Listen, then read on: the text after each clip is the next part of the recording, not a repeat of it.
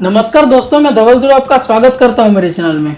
दोस्तों, इस वीडियो में मैं डिस्कस करने वाला हूं ऐसे टॉप सक्सेसफुल बिजनेस मॉडल के बारे में जो छोटी कंपनी से लेकर बड़ी कंपनी सभी लोग इस्तेमाल करते हैं।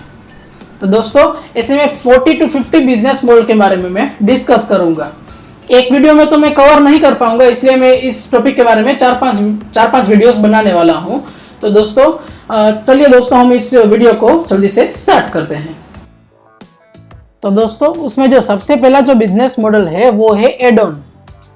उसमें क्या होता है दोस्तों, जो आपका जो बेसिक प्रोडक्ट होता है, बेसिक प्रोडक्ट, उसको कम प्राइस में सेल किया जाता है या बिल्कुल फ्री में सेल किया जाता है। लेकिन उसमें अगर आपको ज्यादा फीचर्स चाहिए उसी प्रोडक्ट में या सर्विस में, तो उसके लिए आपको एक्स्ट्रा फी पे करनी पड़ सकती है।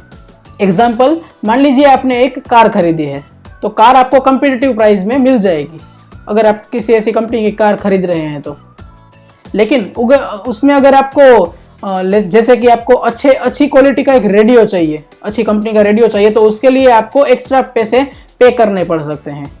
या फिर मैं कहूँ तो कि उसमें आपको अगर कार की सीट, अगर अच्छी क्वालिटी के सीट चाहिए, तो उसके लिए आपको एक्स्ट्रा पैसे पे करने पड़ सकते हैं।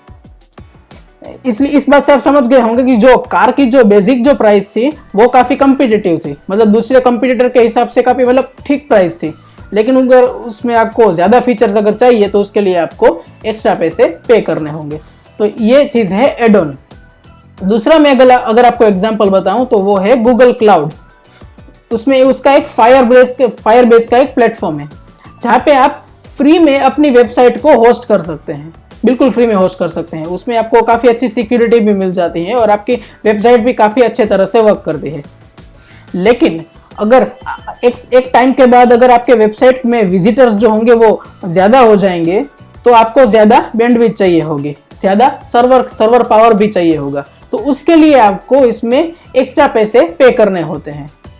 तो ये भी एड ऑन का ही एक एग्जाम्पल है। तो इस तरह से ये एड ऑन वर्क करता है। तो दोस्तों, दूसरा जो उसका बिजनेस मॉडल है वो है अफिलिएट बिजनेस मॉडल। उसमें क्या होता है दोस्तों, जैसे कि मैं इसमें एग्जांपल लेना चाहूँगा अमेज़न का। जैसे अमेज़न एक मर्चेंट है, वो अपने प्रोडक्ट्स इन्फ्लुएंसर को देगा या फिर इन्फ्लुएंसर खुद प्रोडक्ट्स को परचेस करेंगे, और जो वो इन्फ्लुएंसर होंगे वो अपने वीडियोस के थ्रू उन प्रोडक्ट्स को अपने सोशल मीडिया प्लेटफॉर्म में प्रमोट करेंगे। इंस्टाग्राम, यूट्यूब, इस तरह के प्लेटफॉर्म में वो अपने ऑडियंस तक उन प्रोडक्ट्स तक पहुंचाएंगे। और वो जो ऑडियंस होंगे वो इन्फ्लुएंसर की दी गई लिंक से उस प्रोडक्ट को परचेस करेंगे, और अमेज़न उन प्रोडक्ट्स को उस ऑडियंस तक पहुंचाएगा। और उससे जो भी इनकम अमेज़न को होगी, उसमें से कुछ % कमीशन वो इन्फ्लुएंसर के साथ शेयर कर देगा। तो ये है अफिलिएट बिजनेस मॉडल। और अमेज़न के अफिलिएट में जनरली 1 to 10% तक कमीशन इन्फ्लुएंसर को मिल जाता है। तो ये इस तरह से ये अफिलिएट बिजनेस मॉडल वर्क करता है। तो दोस्तों, उसके बाद जो बिजनेस मॉडल है वो है आइकिडो मॉडल। आइकिडो एक जापानीज मार्शल आर्ट है। उसमें क्या होता है दोस्तों कि जो सामने वाला आप पे अटैक कर रहा है, तो आप उस सामने वाले के अटैक को उसी के विरुद्ध, उसी के अपोजिट आप यूज करेंगे, तो उसको बोलते हैं आइकिडो। ये एक जापानीज मार्शल आर्ट है। तो इस चीज को बिजनेस में किस तरह से अप्लाई किया जाता है, तो बिजनेस में मैं एक एग्जांपल से आपको समझाता हूं। जैसे कि निंटेंडो स्विच, वो एक गेमिंग कंसोल है। जैसे कि जो निंटेंडो स्विच जब आया था, उससे पहले माइक्रोसॉफ्ट का एक्सबॉक्स और सोनी प्ले स्टेशन ये मार्केट लीडर थे। तो इसको काउंटर करना काफी मुश्किल था दूसरे उसके कंपटीटर्स के लिए। तो निंटेंडो ने क्या किया, जो एक्सबॉक्स और प्ले स्टेशन जिस अप्रोच को यूज कर रहे थे, उसके एग्जैक्टली अब अपोजिट अप्रोच को निंटेंडो ने यूज किया।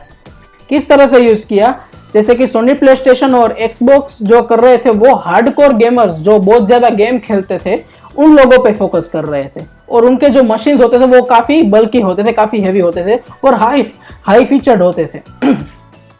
लेकिन निंटेंडो ने क्या किया, उसने हाई बल्की मशीन बनाने की जगह उसने एक सिंपल सा डिवाइस बनाया, एक छोटा सा एक टेबलेट जैसा डिवाइस बनाया जिसमें आप आराम से गेम खेल सकते हैं। जो एक बिगिनर होता है वो भी उसको आराम से यूज कर सकता है। उसका यूआई भी काफी सिंपल होता है।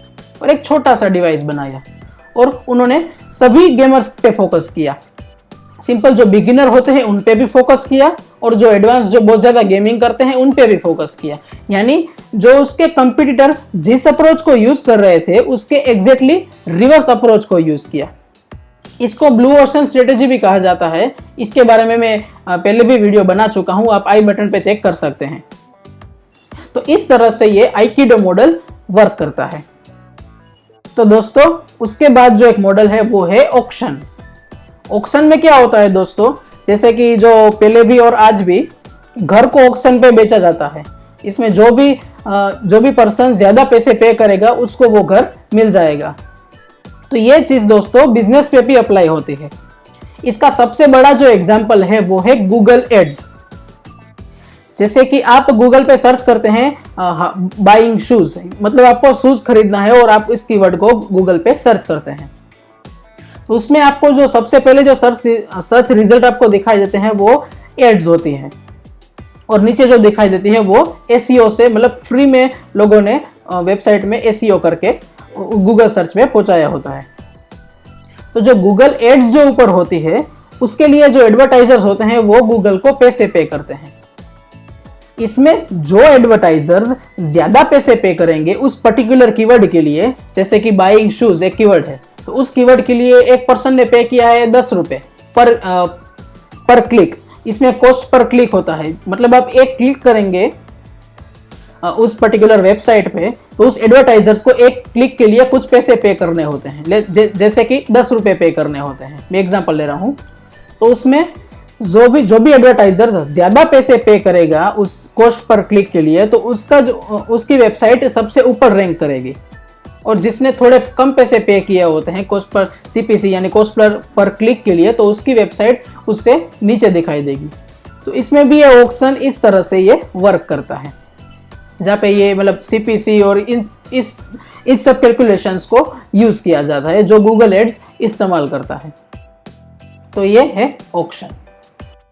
तो दोस्तों उसके बाद जो बिजनेस मॉडल है वो है बार्टर मॉडल।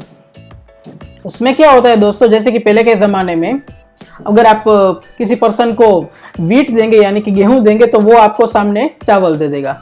यहाँ पे पैसों का ट्रांजैक्शन नहीं हो रहा है, एक दो चीजों का ट्रांजैक्शन हो रहा है। तो इसको बार्टर मॉडल कहते हैं। तो इस चीज को बिजनेस में किस तरह से अप्लाई करेंगे, मान लीजिए मैं एक एग्जांपल से आपको समझाता हूं।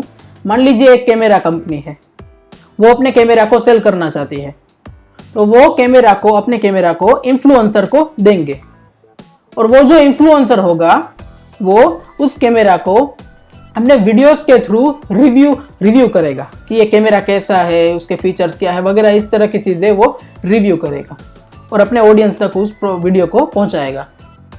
और वो जो ऑडियंस होंगे वो उस कैमरा कंपनी से कैमरा को खरीदेंगे।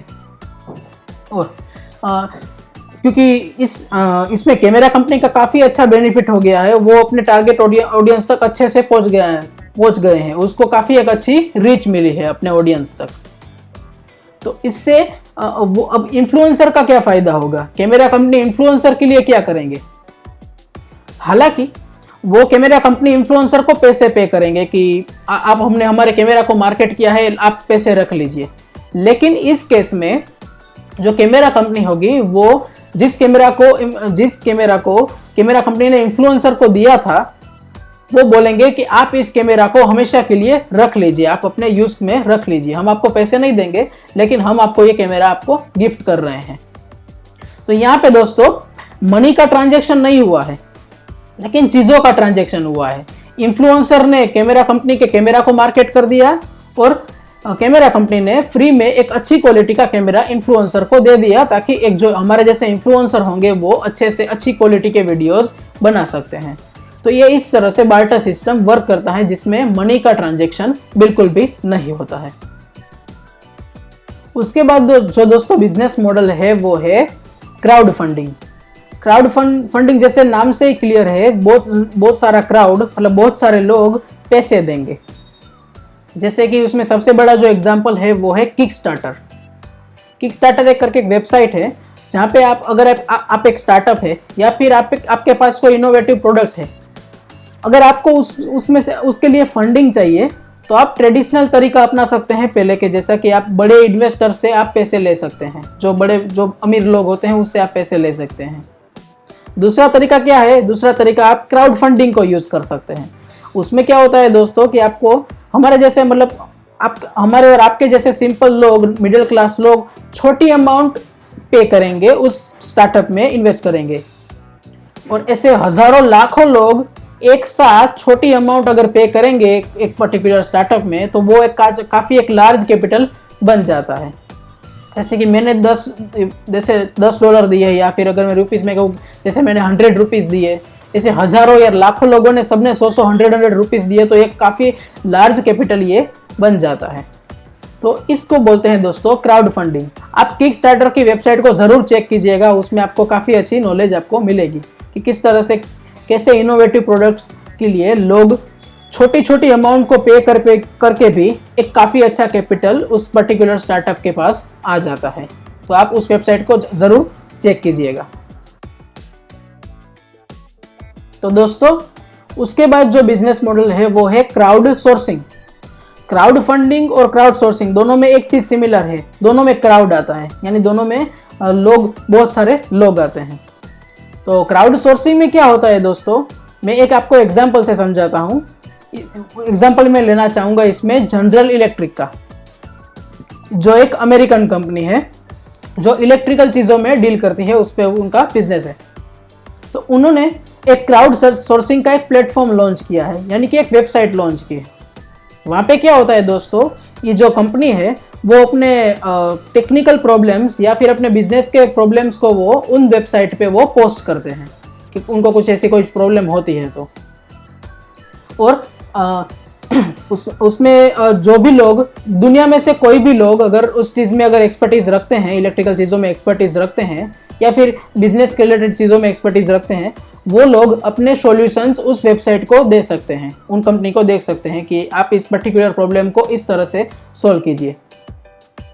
और ये चीज़ कोई भी कर सकता है। कंपनी तो अमेरिकन है, लेकिन वो जो वेबसाइट है वो सबके लिए ओपन है, दुनिया में कोई भी लोग उस कंपनी को सॉल्यूशन प्रोवाइड कर सकते हैं। तो इसको बोलते हैं दोस्तों क्राउड सोर्सिंग। और जो भी लोगों का सॉल्यूशन सबसे बेस्ट होगा उनको कुछ रिवॉर्ड दिया जाएगा। जैसे कि वो लोग उस पर्सन को उस कंपनी में जॉब दे सकते हैं, या फिर मॉनेटरी बेनिफिट प्रोवाइड कर सकते हैं, उनको पैसे दे सकते हैं। इस तरह का जो भी कुछ रिवॉर्ड होगा वो कंपनी उस पर्सन को प्रोवाइड करेंगे।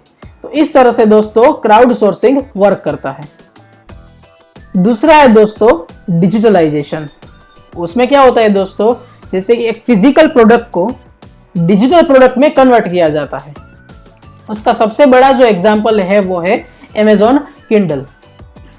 पहले के ज़माने में आप बुक्स को फिजिकल बुक्स पढ़ते थे, आप हार्ड कवर में बुक्स को पढ़ते थे। आज भी आप हार्ड कवर में बुक्स को पढ़ते हैं, लेकिन इस चीज़ को Amazon ने रिवोल्यूशनाइज कर दिया, फिजिकल बुक्स को ई बुक्स में कन्वर्ट कर दिया और एक काफ़ी अच्छा एक बिजनेस उसने बना दिया। तो ये है दोस्तों डिजिटलाइजेशन का एक एग्जाम्पल, यानी फिजिकल प्रोडक्ट्स को डिजिटल प्रोडक्ट्स में उसने कन्वर्ट कर दिया। दूसरा जो उसका एग्जाम्पल है वो है दोस्तों नेटफ्लिक्स। नेटफ्लिक्स पहले के ज़माने में सीडीज को रेंट पे दिया करता था, मूवीज़ की जो सीडीज आती थी उसको रेंट पे दिया करता था, लेकिन उसको उसने नेटफ्लिक्स के video streaming platform, online platform में उसने ट्रांसफॉर्म कर दिया, पूरी तरह से उसने उस चीज़ को रिवोल्यूशनाइज कर दिया। तो ये है दोस्तों डिजिटलाइजेशन। ये चीज़ करना कुछ प्रोडक्ट्स में आपको काफ़ी आसान हो सकती है, आप भी इस चीज़ को अप्लाई कर सकते हैं। आप कुछ अपने प्रोडक्ट्स देखिए जो फिजिकल प्रोडक्ट्स है, उसको आप डिजिटल प्रोडक्ट्स में कन्वर्ट करने का ट्राई कीजिए। सभी तो नहीं किया जा सकता, लेकिन कुछ किया जा सकता है जिससे काफ़ी अच्छा बेनिफिट आपको हो सकता है। तो ये है दोस्तों डिजिटलाइजेशन। तो दोस्तों आज के लिए हम बस इतना ही रखेंगे।